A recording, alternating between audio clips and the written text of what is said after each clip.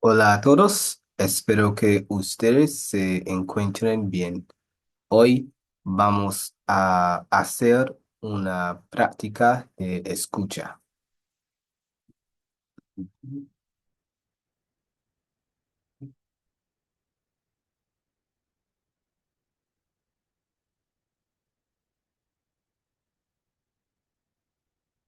Okay, so this was taken from May, June 2012, and this is Unit 1.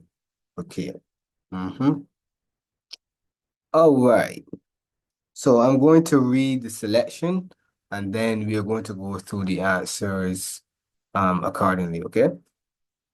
So, selection 1.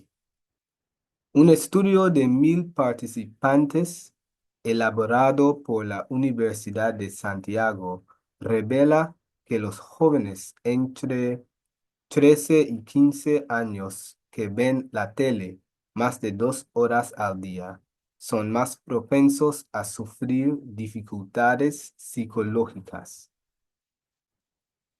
Los investigadores midieron el tiempo que los jóvenes pasaban delante de la televisión y su salud psicológica mediante un cuestionario que,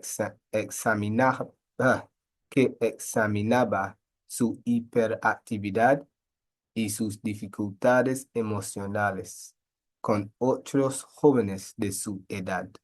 Recomendaron que los jóvenes limitaran su tiempo delante de la pantalla para proteger su salud psicológica. Mhm. All right. So that's the passage for selection 1. So let's look at the questions and answers. Number of participants in the study. So that was mentioned straight right off the bat. Un estudio de 1,000 participantes. 1,000 is 1,000. So you could have written it numerically, as I would have done, or you could have written it out in words. All right. Findings of the study. So that was done, that was for a little further down. Revela que los jóvenes entre 13 y 15 años que ven la tele más de 2 horas al día son más propensos a sufrir dificultades psicológicas. Okay, so that's quite a mouthful, but it says that the study reveals that young people between 13 and 15 that watch television for more than 2 hours a day are more prone, which is más propensos, are more prone to suffering psychological problems. So that's what it says. That's the findings of the study.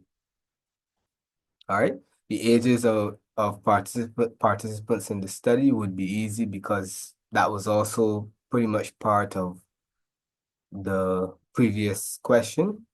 So 13 to 15. All right. The type of instrument used in the study, it says mediante un cuestionario. So through a questionnaire. Cuestionario. What the instrument examined. Un cuestionario que examinaba su hiperactividad y sus dificultades emocionales con otros jóvenes de su edad. So the instrument measured or examined their hyperactivity and emotional problems with other young people of the same age. So essentially, the participants of their study, they had those elements examined, and then what the results would have been compared to, yes, would have been compared to other young persons of a similar age, right? To see, I guess, to see where they fall on the scale. Yep. Recommendation. Recomendaron que los jóvenes limitaran su tiempo delante de la pantalla para proteger su salud psicológica. That was in the last line. They recommended that young people limit, right, their time in front of screens or their screen time to protect their psychological health. So that's a recommendation. All right. Muy bien. We move on to selection 2. All right. So let's read. El número de nacimientos en España cayó por primera vez en 2009. La caída en fecundidad es resultado de dos causas principales: los cambios sociales y la crisis económica. Además, está la entrada de muchas mujeres en la fuerza laboral, la ley del aborto y el acceso a los anticonceptivos. Desafortunadamente, en España hay una falta de políticas que apoyen la maternidad y que resuelvan la incertidumbre laboral. Pero no es solamente un fenómeno entre las españolas. Las madres extranjeras también están teniendo menos bebés. Okay? So the first question, 2A, what phenomenon was noted in Spain in 2009? Straight at the beginning, el número de nacimientos en España cayó por primera vez en 2009. So when you're looking for that answer, what you would have to do is to mark the year. Okay, so when you hear 2009, you know, okay, this is what we're looking for. So the number of births in Spain fell. So essentially, there was a drop in birth rate. A drop in the birth rate. Essentially, that was the phenomenon that was noted in 2009. Right? You don't have to be literal and put it word for word how it was said, but once you convey the idea, okay? So, yes, B. What were the two main causes of this phenomenon? So the two main causes were es resultado de dos causas principales: los cambios sociales o social changes y la crisis económica and the economic crisis. So those are the two main causes. And they said main because there were other causes that were mentioned. But main would be principales, okay? C. Identify two other factors that have had an impact on the phenomenon. Okay, so the two other factors would have been además, which is in addition. Está la entrada de muchas mujeres en la fuerza laboral. La ley del aborto y el acceso a los anticonceptivos. So they mentioned three additional causes, right? But you only had to select two. So I would have done the first one, which is está la entrada de muchas mujeres en la fuerza laboral. So the entry of many women into the workforce. That's one. A second one could have been la ley del aborto, the abortion law, and el acceso a los anticonceptivos. So access to contraception or contraceptives, right? Or birth control, right? I would have chosen to use those two. So those were the other two factors. All right, D. In España, oh, sorry, which policies are lacking in Spain? So it says, en España hay una falta de políticas que apoyen la maternidad y que resuelvan la incertidumbre laboral. All right, so it says that there are una falta, which is a lack of, una falta de políticas que apoyen la maternidad. Apoyar means to support. So there's a lack of policies that support maternity or motherhood, and that and there's a lack of policies that resolve like job uncertainty. incertidumbre laboral. Mhm. So those are the two policies that are lacking. Policies that support maternity and resolve, policies that support maternity and policies that resolve job uncertainty. Right. Y what is mentioned about foreign women, that was the last line, pero no es solamente un fenómeno entre las españolas. So this is not only a phenomenon among, Spanish women. Las madres extranjeras también están teniendo menos bebés. So foreign mothers or, foreign women are also having less babies. Or you could also say are also having less children. So that was the fact that was mentioned about foreign women.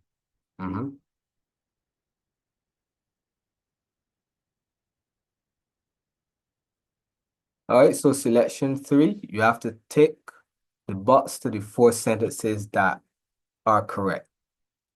So 4 of these are going to be false and, no, sorry, my bad. 4 are going to be correct and 3 are going to be false, right? So we have to listen carefully and note key pieces of information. All right, so selection 3. La población mundial usa el equivalente a 1,5 planetas para sostenerse. Una evaluación bianual que analiza la biodiversidad global y mide la demanda sobre los recursos naturales de la Tierra advierte que la salud de los ecosistemas ha disminuido un 30%. Por otro lado, indica que la huella ecológica global que mide la demanda de la humanidad sobre la Tierra ha aumentado el doble. Ante esta situación, es imprescindible cambiar el modelo energético actual y la dieta si queremos conservar el planeta. Okay, so let's look for the elements that are correct. The world's population uses twice the planet's resources to sustain itself. No, it actually said usa el equivalente a 1,5 planetas para sostenerse. So that number was wrong. 1.5, 1.5, not twice. So that's wrong. An evaluation was done to measure the demand on the Earth's resources. That was said because that was the next sentence. Una evaluación bianual que analiza la biodiversidad. No. Right, no. Let's continue. Y la biodiversidad global y mide la demanda sobre los recursos naturales de la Tierra. So, an evaluation measured the demand on the world's natural resources, the Earth's natural resources, right? So that was said, B would be correct. Now C, the strength of the world's ecosystems has increased by 30%. That's not true. Advierte que la salud de los ecosistemas ha disminuido un 30%. So it says the opposite actually, that it has diminished or it has decreased by 30%, not increased. Okay? So that was wrong also. Humanity's demand on the earth has doubled. Yes. Por otro lado, indica que la huella ecológica global que mide la demanda de la humanidad sobre la Tierra ha aumentado el doble. Right. So the human demand has doubled. Ha aumentado el doble. So that's correct. E, the current energy model needs to be modified to preserve the planet. Ante esta situación, es imprescindible cambiar el modelo energético actual. Yes, that's true. It just is saying that it's important to change the current economic model, right? Si queremos conservar el planeta. That's correct. And there is also, I mean, F would be correct because it says y la dieta. So that's another factor in the conservation of the planet's biodiversity. And it never mentioned the year that the evaluation was carried out. That was never mentioned. So yeah, those are the four sentences that would have been correct. Okay, selection 4. Un grupo de científicos argentinos descubrió fósiles de las plantas que colonizaron la tierra firme en el noroeste de Argentina. Se calcula que las plantas tienen 472 millones de años. Las plantas son hepáticas, plantas muy simples que carecen de raíz. Son los ancestros de todas las plantas terrestres. Se encontraron esporas fosilizadas de 5 tipos diferentes de hepáticas evolucionadas de algas verdes, multicelulares de agua dulce. Hasta el momento, las plantas terrestres más antiguas tienen 461 millones de años. Yes, the science ones are always pretty difficult, to be honest. All right. Okay. So let's look at the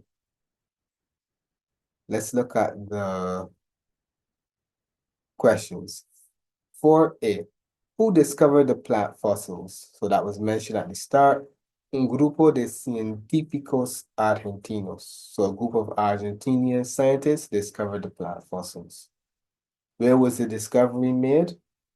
It says, it gives a specific part of Argentina que colonizaron la tierra firme en el noroeste de Argentina. So the discovery was made in the northwest of Argentina. Yep. State 2 characteristics of the plant fossils. Las plantas son hepáticas, hepatic, which means that they deal with the liver. They heal the liver. Yes, they heal the liver. Right. And another characteristic is plantas muy simples que carecen de raíz. So they lack roots, right? Raíz is roots. And carecer means to lack something, okay?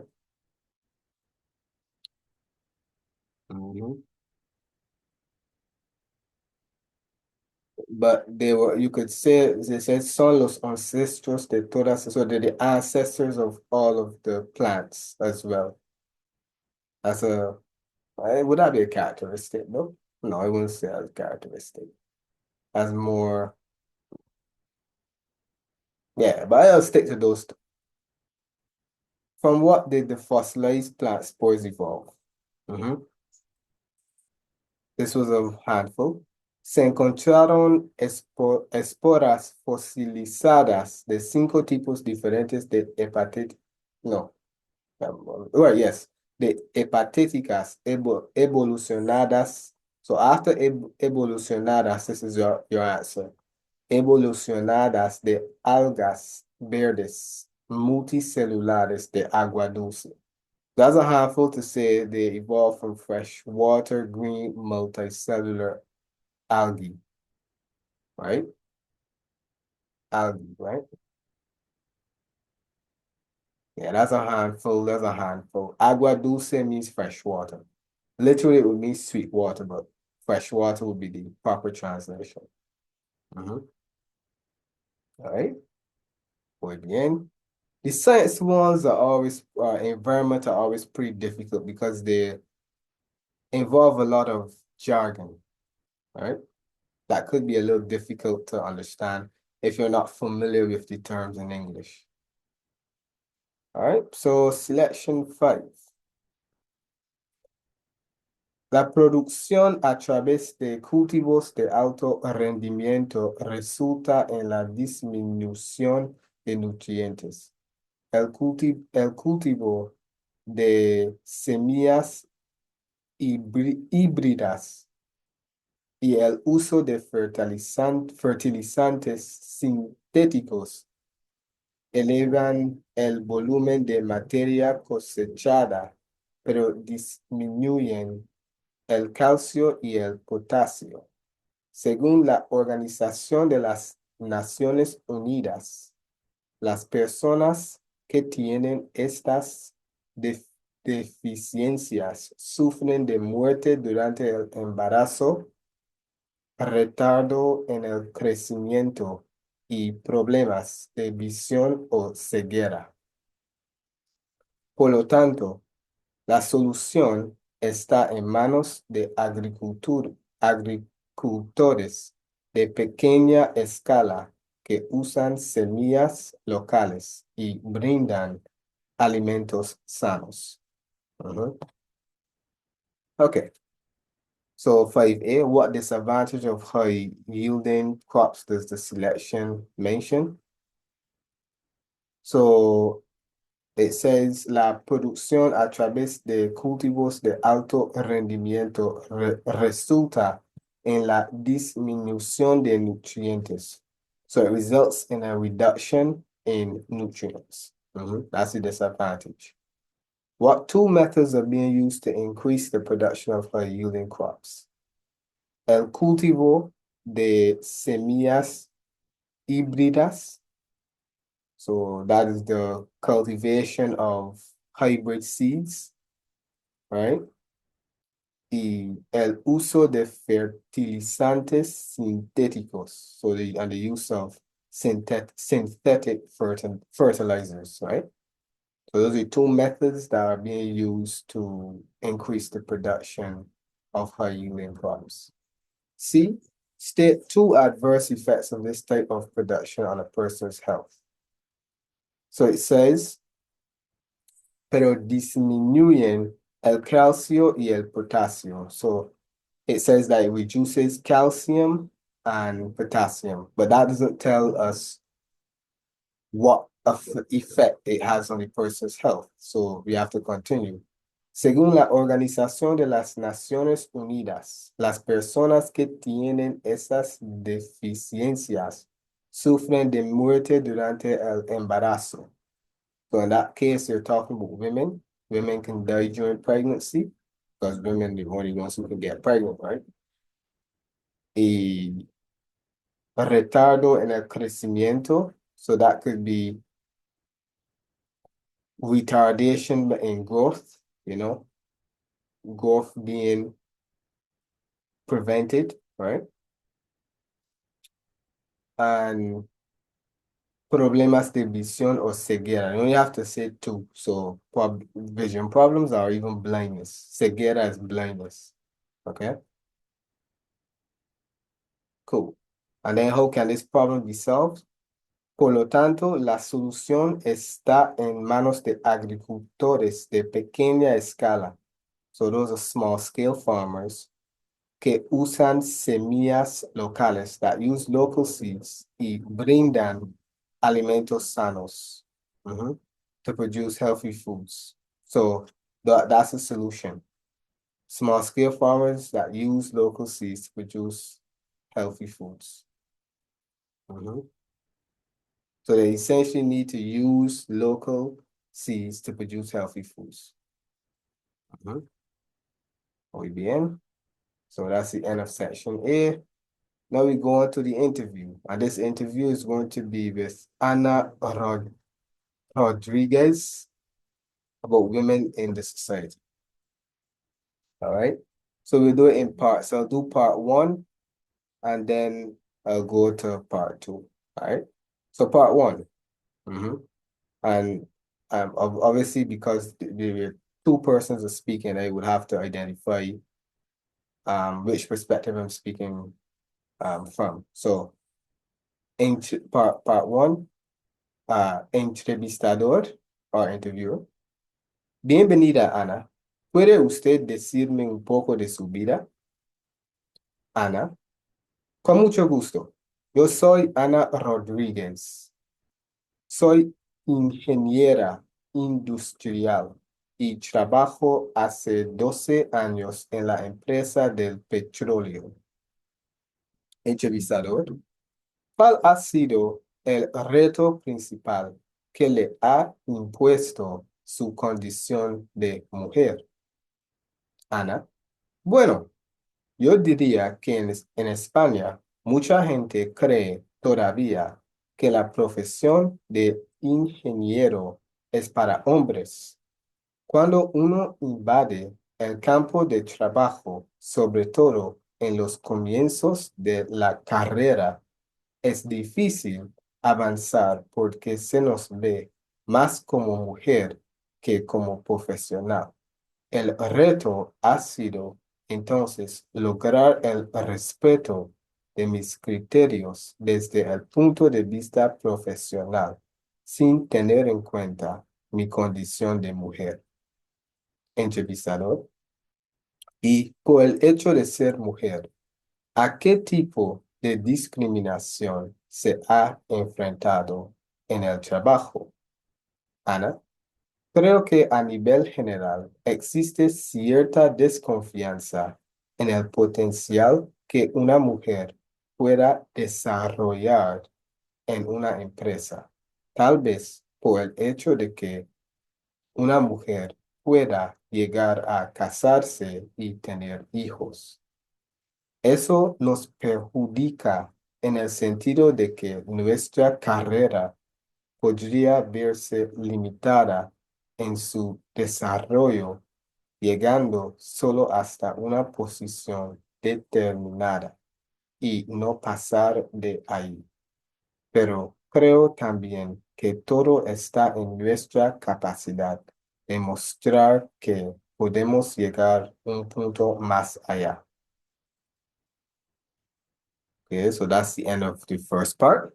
So let's look at the questions. 6A. What is Ana Rodriguez's profession? So it says that soy ingeniera industrial. So she's an industrial engineer. All right.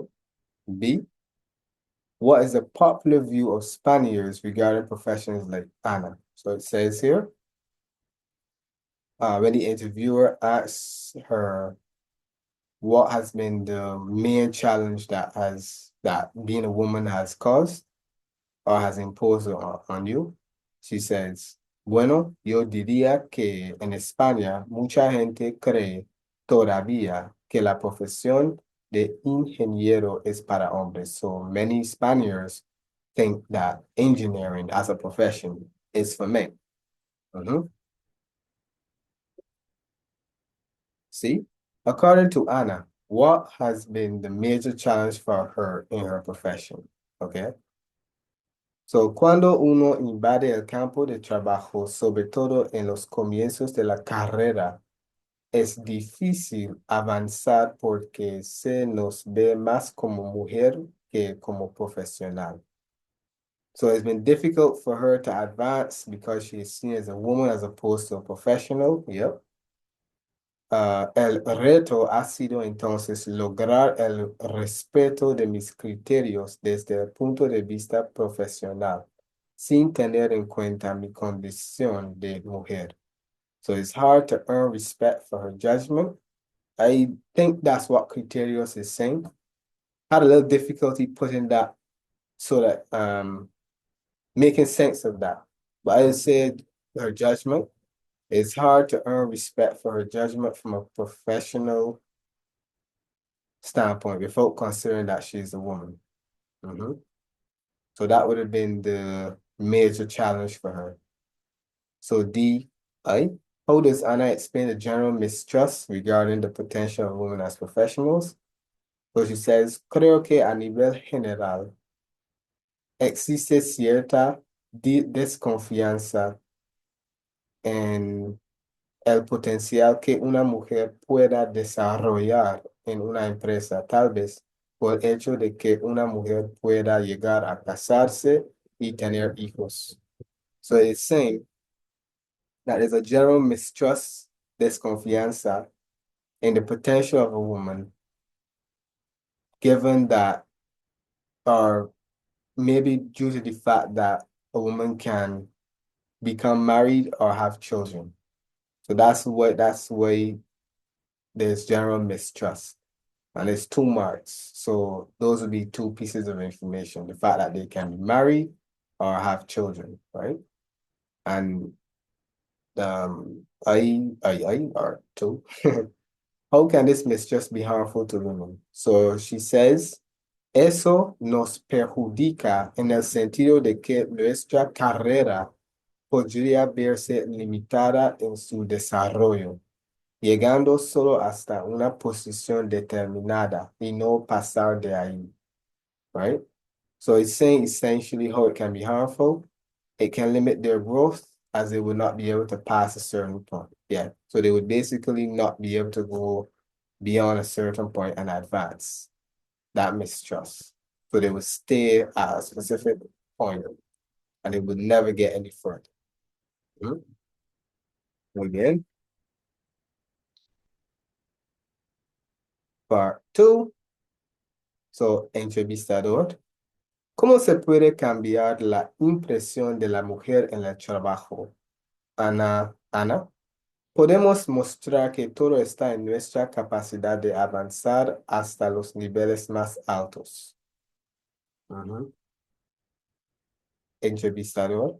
¿Y los beneficios? ¿Cuáles son?